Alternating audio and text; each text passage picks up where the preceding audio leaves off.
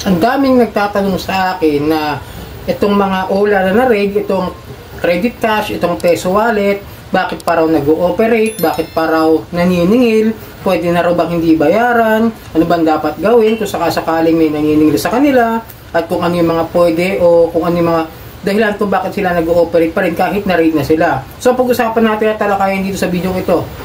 Muli, maglalambing lang po ako sa inyo. Magandang gabi mga kadyani, na paki-follow po ang aking mga social media account, ang Facebook, TikTok at itong aking YouTube channel. Paki-like na rin po at share at hit nyo na yung notification bell para updated po kayo sa mga videos na ginagawa natin dito about sa usapang online lending app. So yun nga, ang dami kong nakitang comment na kung ano yun dapat gawin dito sa mga na-raid na OLA last week. Pwede na raw bang hindi bayaran? Bakit may naniningil pa rin? Pwede bang ano yung pwede bang gawin kapag ka itong mga na-raid na OLA hindi pa ba nakakasuhan ng tuluyan niya? Mga ganong klase ng tanong na kung saan dapat natin linawin dito sa video na ito. Okay, unang-una, sagutin ko muna yung bakit nag-ooperate pa rin itong mga na-raid na OLA. Nandiyan pa sila sa Play Store. Nakikita ko kasi dinownload ko pa yung credit cash. Bukas baka i-download ko yung peso wallet. Susubukan ko sa kanilang dalawa kung nagbibigay pa sila o nag-disburse pa sila ng pera. Unang-una rin po kung bakit kahit na-raid na nag-ooperate pa rin at may naniningil pa rin is dahil hindi naman po lahat ng empleyado ng mga na-raid na OLA na yan nahuli. Tandaan ninyo ha, hindi porket na-raid yung isang establishments ng OLA, lahat kasama na. Merong mga tao dyan, merong mga empleyado dyan na maaaring nga sa ibang lugar, work from home at kung saan sila nakadestino. Hindi lang yan kumbaga sa hindi pwedeng sa isang lugar lang sila maglalagay ng mga tao para mag-operate. Okay? Kaya nga, yung pang-front nila doon sa mga Google Play Store nila na sa apps nila, sa OLA nila, di ba, ibang address. Ang tandaan nyo yung address ng mga OLA na yan, nasa Ortigas. Pagtapusan sila na-raid, sa Makati. Ganyan din yung ginawa ng Zip Peso, yung sa Golden Coin Lending Company. Di ba, yung Zip Peso, yung Bali Loan, yung Wow Pera, tsaka yung Lemon Loan, di ba? Saan naka-address yun? Sa iba't ibang address din siya. May Quezon City, may Caloocan, meron ding Ortigas, tapos na-raid saan? Sa Makati pa rin. Dito kasi sa may mga nilalagay nila, is pang front lang po talaga yan. Hindi po yan ang legit na address nila. Karamihan dyan, doon sa ginagamit nila, is mga establishments na mga kilala. O mga maaaring puntahan, tapos kapag ni-raid, walang makukuha o walang makakausap dahil ang nandoon lang ay mga computer o mga upuan na nakatambak lang doon pero binabayaran din nila. Ganun estilo ng mga yan Kaya magagulat na lang kayo sa mga comment section ko na, Sir Johnny, bakit may naniningil pa rin sa akin ngayon? Babayaran ko pa ba to? Isa pa sa mga tanong, dapat pa bang bayaran yan? Well, kung legalities at saka pagiging tao, kung gusto niyo maging mabuting tao, example lang kung gusto niyo maging mabuting tao, bayaran nyo. Sa inyo yan. Hindi ako pwede kasing humawak o magsabi na huwag niyong bayaran. May magsasabi niya, tuturo mo mangutang, wag magbayad. Pag sinabi kong bayaran, naharas na, gabayad pa ba? Ngayon, nagdo-neutral ako sa ganun salita. Ngayon, para masabi ko sa inyo na legalities, ito dapat nyo gawin at dapat ninyong alamin. Kung ano ba talaga yung dapat nabayaran pa ba o hindi na. Ito ang gawin nyo. Pwede kayo lumapit sa abogado para sa legal counsel, para magkaroon kayo ng legal advice na pwede bang hindi nabayaran yung mga na-raid na OLA na yan. Tapos kung ano sasabihin ng abogado, yun ang sundin ninyo. Kung sinabi ng abogado na bayaran mo kahit yung principal amount o yung pera na natanggap mo, yung na-disburse sa'yo, kunwari nag-loan ka na 3,000, binigyan ka ng 1,500, pwede mong ibalik yun 1,500. Yun ang point of view ko. Kung yun ang sasabihin ng isang abogado na magbibigay sa inyo na legal advice, pwede kayo lumapit sa Public Attorney's Office. So kaya kung may kakilala kayong abogado, nakamag-anak o kung sino man yung malapit sa inyo o maaari makatulong sa inyo, and then gawin nyo rin, pumunta kayo sa PAOK o kaya sa mismong NBI Anti-Cybercrime. Pumunta kayo ron. Ngayon kung may utang kayo dyan, meron kayong katibayan na nang haras sa inyo yan, meron mga harassment na mga text, email o messages sa inyo na nakalagay yung kanilang OLA na tanda na yun sila naniningil, sila credit cash sa peso wallet, ipakita nyo sa kanila na irereklamo nyo sila, magbibigay din kayo ng complaint.